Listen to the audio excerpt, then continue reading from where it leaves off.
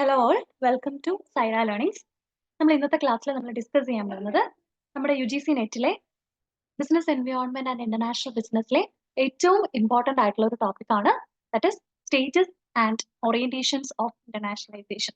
Separate ആയിട്ട് concept ആയിട്ട് പഠിക്കാനുള്ളത് തന്നെയാണ് stages of internationalisation and also orientations of internationalisation എന്ന് പറയുന്നത്. Okay, let's see by one. നമുക്കറിയാം ഒരു സ്റ്റേജസ് ഓഫ് ഇന്റർനാഷണലൈസേഷൻ, അതായത് ഒരു പെർട്ടിക്കുലർ കമ്പനി ഡൊമസ്റ്റിക് കമ്പനിയിൽ നിന്നും കൂടി കൂടി കൂടി കൂടി ഒരു ഏറ്റവും എക്സ്ട്രീം സ്റ്റേജിലേക്ക് എത്തുന്ന ആ ഒരു സ്റ്റേജിനെയാണ് ഈ ഒരു കോൺസെപ്റ്റ് എക്സ്പ്ലെയിൻ ചെയ്യുന്നത്. ഓക്കെ, സ്റ്റേജസ് ഓഫ് ഇന്റർനാഷണലൈസേഷനിൽ നമുക്ക് ആദ്യം വരുന്നത് ഡൊമസ്റ്റിക് കമ്പനിയാണ്, ദെൻ ഇന്റർനാഷണൽ കമ്പനിയാണ്, ദെൻ MNCs ആണ്, ദെൻ ഗ്ലോബൽ കമ്പനിയാണ്, ആൻഡ് ഫൈനലി ട്രാൻസ്നാഷണൽ കമ്പനീസ് ആണ്. So let's look. Domestic company എന്ന് പറഞ്ഞിട്ടുണ്ടെങ്കിൽ ആസ് ദ നെയിം ഇൻഡിക്കേറ്റ് അത് ഡൊമസ്റ്റിക് ബൗണ്ടറീസ് അല്ലെങ്കിൽ നാഷണൽ ബൗണ്ടറീസിന് കോൺസെൻട്രേറ്റ് ചെയ്ത് നിൽക്കുന്ന കമ്പനീസിനെയാണ് ഡൊമസ്റ്റിക് കമ്പനി. ഒന്നുമില്ല, ഇന്റർനാഷണൽ പെർസ്പെക്റ്റീവിലേക്കൊന്നും പോകാതെ ഒരു നാഷണൽ ബൗണ്ടറിന്റെ ഉള്ളിൽ പ്രവർത്തിക്കുന്ന കമ്പനികളെയാണ് ഡൊമസ്റ്റിക് കമ്പനി എന്ന് പറയുന്നത്. അതായത് ഇന്ത്യൻ കമ്പനി, ഇന്ത്യയിൽ ആണെങ്കിൽ ഇന്ത്യൻ കമ്പനി എന്ന് നമ്മൾ പറയും. ഓക്കെ, സോ അവിടെ ഡൊമസ്റ്റിക് മാർക്കറ്റ് ഓപ്പർച്യൂണിറ്റീസ് ആയിരിക്കും അവർ തേടുന്നുണ്ടാവുക. അതേപോലെ തന്നെ ലോക്കൽ കസ്റ്റമേഴ്സ് നീഡ്സിലായിരിക്കും അവർ ഫോക്കസ് ചെയ്യുന്നുണ്ടാവുക. അതാണ് ഡൊമസ്റ്റിക് കമ്പനി എന്നതുകൊണ്ട് ഉദ്ദേശിക്കുന്നത്. To be more specific, it is the home company, it is the national and home company. That is the company located in a national boundary and it is simply a home country. So domestic company confines its operations, vision and strategic planning within the national boundaries. That is actually meant by a domestic company. ഈ domestic company കുറച്ച് features add ചെയ്തിട്ടുണ്ടെങ്കിൽ ഇതിലേക്ക് മാറി international കമ്പനിയിലേക്ക് മാറി. നമ്മുടെ ഈ stages of internationalisation പറയുമ്പോൾ തന്നെ നിങ്ങൾക്ക് മനസ്സിലാവും ഓരോ കമ്പനിയും ഓരോ ഫീച്ചർ ആഡ് ചെയ്ത് പുതിയ പുതിയ തലങ്ങളിലേക്ക് പോവുകയാണ് ചെയ്യുന്നത്. അതായത് സം സോർട്ട് ഓഫ് അസെൻഡിങ് ഓർഡറിലാണ് അത് മൂവ് ചെയ്ത് പോകുന്നത്. ഇന്റർനാഷണൽ കമ്പനി എന്ന് പറയുമ്പോൾ എന്തായിരിക്കും?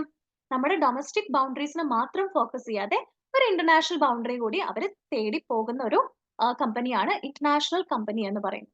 അതായത് ഫോറിൻ കൺട്രീസിലും കൂടി അവരുടെ ഒരു വിങ് അവർ എക്സ്റ്റെൻഡ് ചെയ്യാൻ വേണ്ടിയിട്ട് ശ്രമിക്കുന്നു. ഓവർസീസ് മാർക്കറ്റ് കൂടി അവർ ക്യാപ്ചർ ചെയ്യാൻ വേണ്ടിയിട്ട് അവർ ശ്രമിക്കുന്നു. എങ്ങനെ? അവരുടെ ബ്രാഞ്ചസും സബ്സിഡിയറീസ് ഒക്കെ അവിടെ എസ്റ്റാബ്ലിഷ് ചെയ്തുകൊണ്ടായിരിക്കും അവരത് സ്റ്റാർട്ട് ചെയ്യുന്നുണ്ടാവുക. മെയിൻലി ഒരു ഡൊമസ്റ്റിക് കമ്പനിയിൽ നിന്നും ഇന്റർനാഷണൽ കമ്പനിയിലേക്ക് വരുമ്പോൾ അവിടെ കോൺസെൻട്രേറ്റ് ചെയ്യുന്ന ഏറ്റവും ഇമ്പോർട്ടന്റ് ആയിട്ടുള്ള എലമെന്റ് എന്ന് പറയുന്നത് എക്സ്പോർട്ട് ആൻഡ് ഇമ്പോർട്ട് ആണ്. ഡൊമസ്റ്റിക് കമ്പനിയിൽ നമ്മൾ പറഞ്ഞു ഒരു നാഷണൽ ബൗണ്ടറിന്റെ ഉള്ളിലായിരിക്കും ഇത് ഫോക്കസ് ചെയ്യുക എന്ന് പറഞ്ഞു.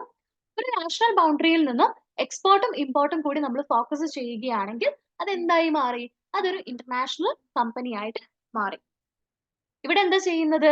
നമ്മൾ നമ്മുടെ കൺട്രിയിലെ ആൾക്കാർക്ക് വേണ്ടിയാണ് പ്രൊഡക്റ്റ് പ്രൊഡ്യൂസ് ചെയ്യുന്നത്. നമ്മുടെ കൺട്രിയിലെ ആൾക്കാരുടെ നീഡ്സും കാര്യങ്ങളൊക്കെ നമ്മൾ അറ്റൈൻ ചെയ്ത് കഴിഞ്ഞിട്ടുണ്ടെങ്കിൽ നമ്മൾ എന്താക്കും? നമ്മൾ ഫോറിൻ രാജ്യത്തുള്ള ആൾക്കാർക്ക് എക്സസ് നമ്മൾ അയച്ചു കൊടുക്കും.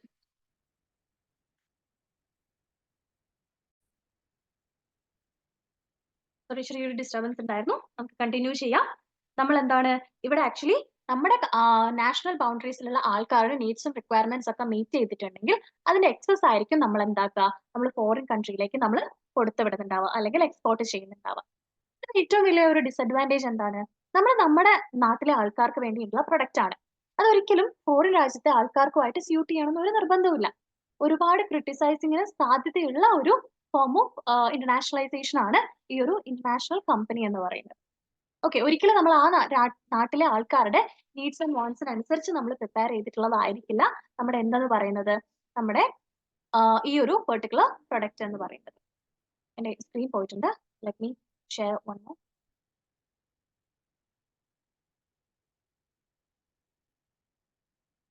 Okay, I think it's visible now. അതാണ് ഇന്റർനാഷണൽ കമ്പനി എന്ന് പറയുന്നത്. അടുത്തതാണ് മൾട്ടിനാഷണൽ കമ്പനി എന്ന് പറയുന്നത്. മൾട്ടിനാഷണൽ കമ്പനി എന്ന് പറഞ്ഞിട്ടുണ്ടെങ്കിൽ നമ്മൾ ഒരു പ്രൊഡക്റ്റ് പ്രൊഡ്യൂസ് ചെയ്യുന്നത് ആ ഒരു പെർട്ടിക്കുലർ കൺട്രിയിലെ സ്പെസിഫിക് നീഡ്സിനെ അഡ്രസ്സ് ചെയ്തുകൊണ്ടായിരിക്കും, അല്ലെങ്കിൽ അവിടുത്തെ പെർട്ടിക്കുലർ കസ്റ്റമേഴ്സിനെ ഫോക്കസ് ചെയ്തുകൊണ്ടായിരിക്കും. ഓരോ കൺട്രീസിനും അവരവരുടെ സ്പെസിഫിക് നീഡ്സിനനുസരിച്ച് അവർ പ്രൊഡക്റ്റ് പ്രൊഡ്യൂസ് ചെയ്ത് കൊടുക്കുന്ന ഒരു ഫോം ഓഫ് ഇന്റർനാഷണലൈസേഷൻ ആണ് മൾട്ടിനാഷണൽ കമ്പനി എന്ന് പറയുന്നത്. ഇവിടെ ആക്ച്വലി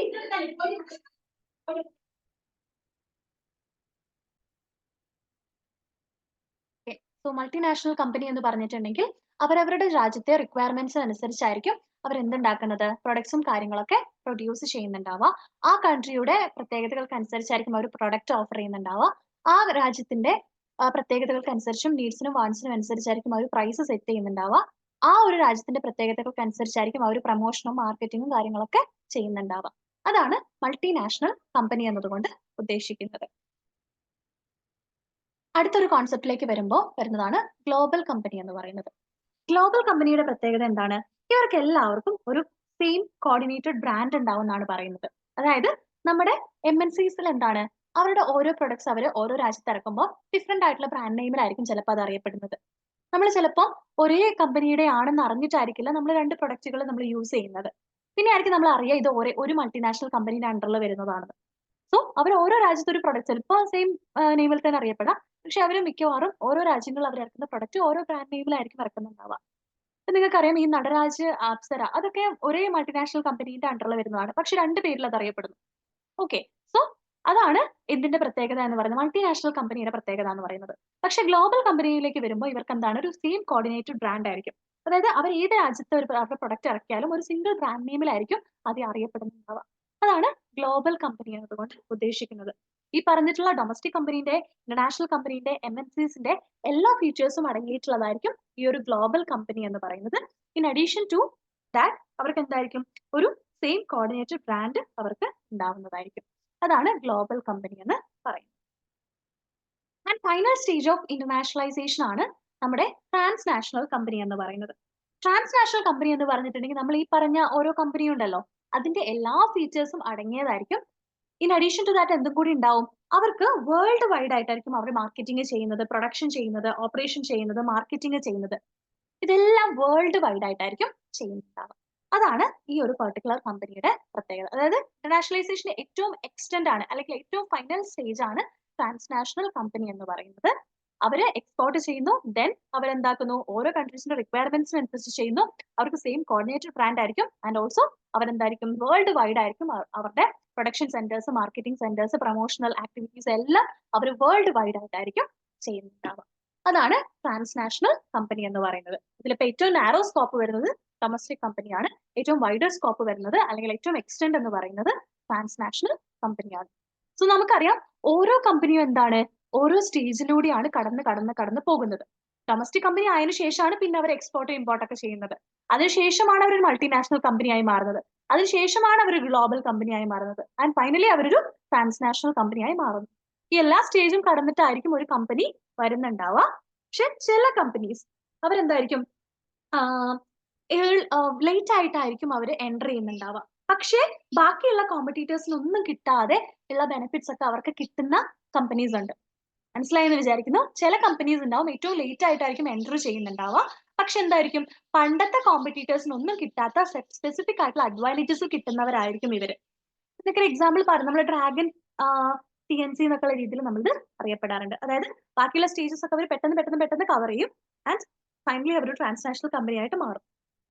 അതിനെയൊക്കെ നമ്മൾ ഡ്രാഗൺ TNCs എന്നുള്ള പേരിലൊക്കെ നമ്മൾ അറിയാറുണ്ട്. ഓക്കെ, അതേപോലെ തന്നെ ഒരു കോൺസെപ്റ്റ് ആണ് ഗ്ലോബൽ ബോൺ ഗ്ലോബൽ എന്ന് പറയുന്നത്. അതും എന്താന്ന് വെച്ചിട്ടുണ്ടെങ്കിൽ ഒരു സെർട്ടൈൻ ഷോർട്ട് പീരീഡിൽ തന്നെ അവരെന്താണ്, മൊത്തത്തിൽ അവരുടെ ഗ്ലോബൽ മാർക്കറ്റ് തന്നെ പിടിച്ചടക്കുന്ന കമ്പനീസ് ആണ് ബോൺ ഗ്ലോബൽ എന്ന് പറയുന്നത്. മൊത്തത്തിൽ അവർക്കൊരു 10 to 25% ഓഫ് സെയിൽസ് അവർക്ക് തന്നെ ഉണ്ടാവും. അവർ പെട്ടെന്ന് ക്ലിക്ക് ആവുന്നവരാണ് ഈ ബോൺ ഗ്ലോബൽസ് എന്ന് പറയുന്നത്. നമ്മൾ പൊതുവേ പറയാറുള്ള ഒരു എക്സാമ്പിൾ ഒക്കെ നിങ്ങൾക്ക് അറിയാവുന്ന എക്സാമ്പിൾ നമ്മുടെ ഈ സുഡിയോ ഒക്കെ അല്ലേ, ലോ പ്രൈസിൽ വിറ്റിട്ട് ഒരുപാട് മനസ്സുകളുടെ ഇടയിൽ ഇടം പിടിച്ചിട്ടുള്ള ഒരു സം സോർട്ട് ഓഫ് ഓർഗനൈസേഷൻ ആണ്, അല്ലെങ്കിൽ ഒരു ബിസിനസ് ഫോം ആണ് സുഡിയോ എന്ന് പറയുന്നത്. സോ നമ്മൾ സ്റ്റേജസ് ഓഫ് ഇന്റർനാഷണലൈസേഷൻ നമ്മൾ കഴിഞ്ഞു. ഫസ്റ്റ് ഇതാണ് ഡൊമസ്റ്റിക് കമ്പനി. ഡൊമസ്റ്റിക് ബൗണ്ടറിനെ ഫോക്കസ് ചെയ്യും, അല്ലെങ്കിൽ നാഷണൽ ബൗണ്ടറീസിനെ ഫോക്കസ് ചെയ്യുന്നതാണ്. ഇന്റർനാഷണലൈസേഷൻ എന്ന് പറയുമ്പോൾ അവരൊരു എക്സ്പോർട്ട് ഇമ്പോർട്ട് പെർസ്പെക്റ്റീവിലേക്കും കൂടി മൂവ് ചെയ്യുന്നു. മൾട്ടിനാഷണൽ കമ്പനി എന്ന് പറയുമ്പോൾ ഓരോ ലോക്കൽ കണ്ടന്റ് റിക്വയർമെന്റ്സ്, ഓരോ കൺട്രിയിലെ ലോക്കൽ കണ്ടന്റ് റിക്വയർമെന്റ്സും ഫോക്കസ് ചെയ്തിട്ട് ഡിഫറെന്റ് ബ്രാൻഡ്സിൽ അറിയപ്പെടുന്നതായിരിക്കും മൾട്ടിനാഷണൽ കമ്പനി എന്ന് പറയുന്നത്. ആൻഡ് ഗ്ലോബൽ കമ്പനി എന്ന് പറയുമ്പോൾ ഓരോ കൺട്രീന്റെ റിക്വയർമെന്റ്സ് അനുസരിച്ച് തന്നെ ആയിരിക്കും ചെയ്യുന്നുണ്ടാവുക. And they will have a coordinated same brand. Transnational company എന്ന് പറയുമ്പോൾ എല്ലാ ഫീച്ചേഴ്സും അടങ്ങിയതായിട്ടുള്ളതായിരിക്കും. And also they will have a global markets at global production centres etcetera. And it is the extend of the stage of globalisation. So ഇതാണ് നമ്മുടെ stages of ഗ്ലോബലൈസേഷനിൽ നമുക്ക് പറയാൻ. And അടുത്തതാണ് നമ്മുടെ approaches or orientations of internationalisation. Approaches or orientations of internationalisation അതിൽ നമുക്ക് 4 എണ്ണം പറയാനുണ്ട്. Ethnocentrism, polycentrism, regiocentrism and geocentrism. ഇതിന് നമ്മൾ EPRG ഫ്രെയിംവർക്ക് എന്നുള്ള രീതിയിൽ നമ്മൾ അറിയപ്പെടാറുണ്ട് കേട്ടോ. EPRG അതിന്റെ ഓരോന്നിന്റെയും ഫസ്റ്റ് ലെറ്റർ ശ്രദ്ധിച്ചാൽ മതി. ഇത് നമ്മൾ EPRG ഫ്രെയിംവർക്ക് എന്നുള്ള രീതിയിൽ അറിയപ്പെടാറുണ്ട്. ആൻഡ് ഓൾസോ ഇതും കൂടി നോട്ട് ചെയ്ത് വെച്ചേക്കാം. ഇത് ഇൻട്രൊഡ്യൂസ് ചെയ്തിട്ടുള്ളത് ഡൗഗ്ലസ് വിൻഡ് ആൻഡ് പെൽമ്യൂട്ടർ ആണ്. ഡൗഗ്ലസ് വിൻഡ് ആൻഡ് പെൽമ്യൂട്ടർ ഇവര് മൂന്നും കൂടിയാണ് ഈ approaches or orientations of internationalisation introduce ചെയ്തിട്ടുള്ളത്. Orientations or approaches of international business എന്നും കൂടി നമുക്ക് ഇതിനെ പറയാം. എത്നോസെൻട്രിക് അല്ലെങ്കിൽ എത്നോസെൻട്രിസം ഇതാണ് നമ്മുടെ ഈ ഇനീഷ്യൽ സ്റ്റേജ് എന്ന് പറയുന്നത്. ഇവിടെ നമ്മൾ നമ്മുടെ പ്രൊഡക്ട്സും കാര്യങ്ങളൊക്കെ പ്രൊഡ്യൂസ് ചെയ്യുന്നത് ലോക്കൽ എത്നിസിറ്റിന്റെ ബേസിസിലായിരിക്കും. ഇവിടെ എന്താണ് ഒരു പ്രൊഡക്റ്റ് ഡിഫറൻഷിയേഷനും ഇവിടെ എക്സിസ്റ്റ് ചെയ്യുന്നില്ല. നമ്മൾ നേരത്തെ പറഞ്ഞത് തന്നെ വേറൊരു രീതിയിൽ പറയുന്നു എന്ന് മാത്രം. എത്നോസെൻട്രിസം എന്ന് പറഞ്ഞിട്ടുണ്ടെങ്കിൽ അവിടുത്തെ ലോക്കൽ മാർക്കറ്റിൽ അവർക്ക് ഉള്ള ഒരു റിക്വയർമെന്റ്സ് മാത്രമേ അവർ മീറ്റ് ചെയ്യുന്നുള്ളൂ. അതേപോലെ തന്നെ അവരിപ്പം ഇന്റർനാഷണൽ ലെവലിലേക്ക് പോവുകയാണെങ്കിലും അവർ അവിടുത്തെ നീഡ്സ് ഒന്നും കൺസിഡർ ചെയ്യുന്നില്ല. എവിടെ മാത്രമാണ് ഇവിടുത്തെ കണ്ടന്റ് റിക്വയർമെന്റ്സ് ആയിരിക്കും അല്ലെങ്കിൽ റിക്വയർമെന്റ്സ് ആയിരിക്കും അവർ ഫോക്കസ് ചെയ്യുന്നുണ്ടാവുക. ഗ്ലോബൽ എങ്ങനെയാണ് അല്ലെങ്കിൽ അതർ കൺട്രിയിൽ എങ്ങനെയാണെന്ന് അവർ ഫോക്കസ് ചെയ്യുന്നില്ല. സിംപ്ലി പറയുകയാണെങ്കിൽ നമ്മുടെ ഡൊമസ്റ്റിക് മാർക്കറ്റിന്റെ ഒരു എക്സ്റ്റൻഷൻ മാത്രമാണ് ഈ ഒരു എത്നോസെൻട്രിക് എന്ന് പറയുന്നത്. അതായത് നമ്മൾ ഫോറിൻ മാർക്കറ്റിലേക്ക് എൻറ്റർ ചെയ്യുന്നുണ്ട്, പക്ഷേ നമ്മുടെ ഡൊമസ്റ്റിക് മാർക്കറ്റിന്റെ ഒരു എക്സ്റ്റൻഷൻ മാത്രമേ നമുക്ക് അവിടെ കാണാൻ വേണ്ടിയിട്ട് കഴിയുള്ളൂ. അതാണ് എത്നോസെൻട്രിക് എന്നതുകൊണ്ട് ഉദ്ദേശിക്കുന്നത്. അടുത്ത ഓറിയന്റേഷൻ ആണ് പോളിസെൻട്രിക് എന്ന് പറയുന്നത്. പോളിസെൻട്രിക് എന്ന് പറഞ്ഞിട്ടുണ്ടെങ്കിൽ ഞാനിപ്പം ഇന്ത്യയിൽ നിന്നും ചൈനയിലേക്കാണ് ഞാൻ എക്സ്പോർട്ട് ചെയ്യുന്നതെങ്കിൽ ചൈനയുടെ മാർക്കറ്റ് പോളിസി ആയിരിക്കും ഞാൻ ഫോളോ ചെയ്യുന്നുണ്ടാവുക. ഹോം കൺട്രിയുടേതല്ല, ഹോസ്റ്റ് കൺട്രിയുടെ മാർക്കറ്റ് പോളിസി ആയിരിക്കും ഞാൻ ഫോളോ ചെയ്യുന്നുണ്ടാവുക. പിന്നെ അതുപോലെ തന്നെ ഞാൻ അവിടെ എന്താക്കും, ഞാൻ അവിടെ ഫോറിൻ സബ്സിഡിയറീസ് ഞാൻ എസ്റ്റാബ്ലിഷ് ചെയ്യും. ഓക്കെ, അതായത് ഞാൻ ചൈനയിലാണ് പ്രൊഡ്യൂസ് ചെയ്യുന്നതെങ്കിൽ ചൈനയിൽ ഞാൻ സബ്സിഡിയറീസ് ഇട്ടിട്ട് ചൈനയുടെ മാർക്കറ്റ് പോളിസി ഞാൻ ഫോളോ ചെയ്യും. ആൻഡ് ഓൾസോ ഞാൻ എന്താക്കും, എന്റെ ഹോം കൺട്രിയിൽ നിന്ന് ടോപ്പ് ഒഫീഷ്യൽസിനെ ഒക്കെ ഞാൻ കൊണ്ടുപോകും. ഓക്കെ, ടോപ്പ് ഒഫീഷ്യൽസിനൊക്കെ പിന്നെ CEO അങ്ങനത്തെ ആൾക്കാരെയൊക്കെ ഞാൻ എന്റെ കൺട്രിയിൽ നിന്ന് കൊണ്ടുപോകും. അല്ലാത്ത എംപ്ലോയീസിനൊക്കെ ഞാൻ എന്താക്കും, അവിടുന്ന് ഞാൻ ജോലി കൊടുക്കും. ഓക്കെ, സോ ഇവിടെ പ്രത്യേകത ശ്രദ്ധിക്കുക. ഒന്നാമത്തെ കാര്യം, ഞാൻ ഹോസ്റ്റ് മാർക്കറ്റ് പോളിസിയാണ് ഫോളോ ചെയ്യുന്നത്. ഫോറിൻ സബ്സിഡിയറീസ് ഞാൻ അവിടെ എസ്റ്റാബ്ലിഷ് ചെയ്യുന്നുണ്ട്.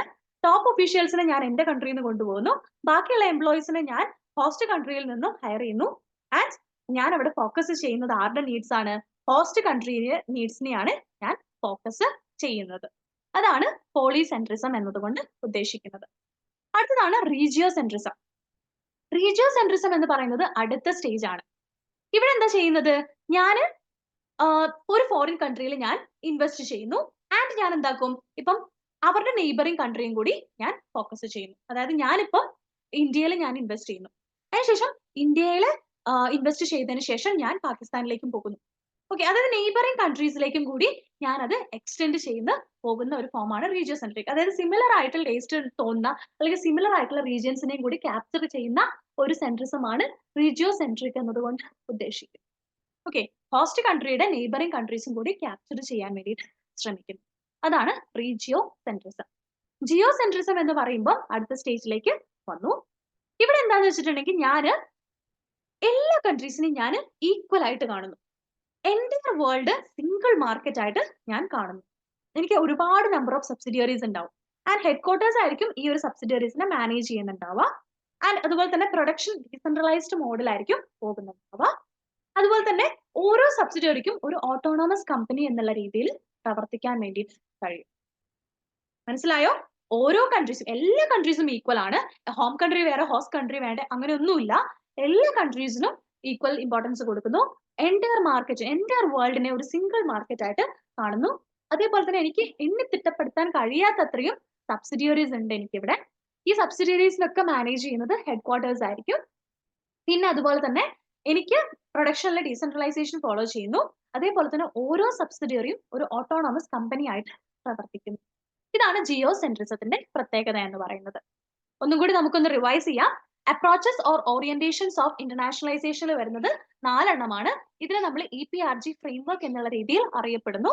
ഇത് ഇൻട്രൊഡ്യൂസ് ചെയ്തിട്ടുള്ളത് ഡൗഗ്ലസ്, വിൻഡ് ആൻഡ് പെൽമ്യൂട്ടർ ആണ്. എത്തനോസെൻട്രിക് എന്ന് പറഞ്ഞിട്ടുണ്ടെങ്കിൽ ഏറ്റവും ഇനീഷ്യൽ സ്റ്റേജ് ആണ്. ഇവിടെ നമ്മൾ ഡൊമസ്റ്റിക് കമ്പനിയുടെ ഒരു എക്സ്റ്റൻഷൻ മാത്രമാണ് ഇന്റർനാഷണൽ മാർക്കറ്റ് എന്ന് പറയുന്നത്. ഡൊമസ്റ്റിക് റിക്വയർമെന്റ്സിനനുസരിച്ചായിരിക്കും പ്രൊഡ്യൂസ് ചെയ്യുന്നുണ്ടാവുക. ഒരു ഇന്റർനാഷണൽ പെർസ്പെക്റ്റീവ് മാത്രം അവിടെ കൊണ്ടുവരുന്നു. പോളിസെൻട്രിസം എന്ന് പറയുമ്പോൾ ഹോസ്റ്റ് മാർക്കറ്റ് പോളിസി ആയിരിക്കും ഫോളോ ചെയ്യുന്നുണ്ടാവുക. ഫോറിൻ സബ്സിഡറീസ് അവർ എസ്റ്റാബ്ലിഷ് ചെയ്യും. ടോപ്പ് ഒഫീഷ്യലിനെ ഹോം കൺട്രിയിൽ നിന്നും കൊണ്ടുപോകും. വേറെ എംപ്ലോയീസിനെ ഹോസ്റ്റ് കൺട്രിയിൽ നിന്നും റിക്രൂട്ട് ചെയ്യും. ആൻഡ് ഓൾസോ അവര് ഹോസ്റ്റ് കൺട്രിയുടെ റിക്വയർമെന്റ്സിനനുസരിച്ചായിരിക്കും പ്രൊഡക്ഷനും കാര്യങ്ങളൊക്കെ ചെയ്യുന്നുണ്ടാവുക.